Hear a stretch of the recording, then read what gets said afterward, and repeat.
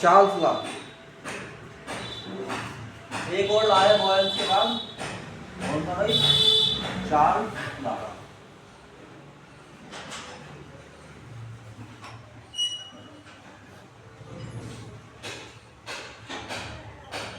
Charles law क्या कहता है? अगर तुम किसी गैस का टेम्परेचर बढ़ाओगे तो उसका वॉल्यूम बढ़ जाएगा।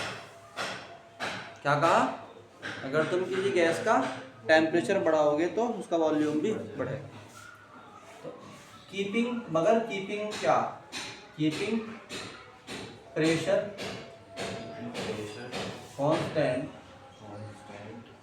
प्रेशर को क्या रखो? कांस्टेंट। तो वॉल्यूम क्या होता है? Volume of gas is directly proportional इसके टू टेम्परेचर, टू द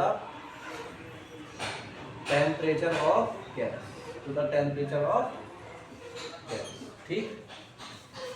तो हम कहते हैं कि भाई अगर ये गैस है और अगर तुम जो है यहाँ पे क्या करते हो, यहाँ तक फिक्स है पिस्टन, अगर तुम यहाँ से क्या करते हो, हीट पास कराते हो, इसका टेम्परेचर बढ़ेगा तो इसका वॉल्यूम भी बढ़ेगा। तो हम कह सकते हैं कि वॉल्यूम जो है वो क्या है? प्रोपोर्शनल है किसके?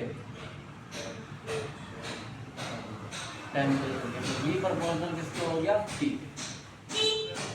समझ में आई कि नहीं आई? तो V अपॉन T क्या हो गया? कांस्टेंट। ये इसका चार्ल्स लॉ का क्या है? ग्राफ क्या होगा इसका? ऐसे ले सकते हो, माने V बढ़ेगा तो T बढ़ेगा तो V भी बढ़ेगा। बट एक यहाँ पे एक बात समझा दो,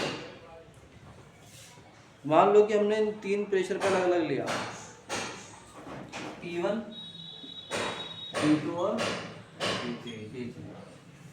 तो ऊपर की तरफ हमने क्या लिया है? V लिया है, नीचे की तरफ क्या लिया है? T लिया। अगर प्रेशर ज़्यादा रखोगे तो वॉल्यूम कम बढ़ेगा।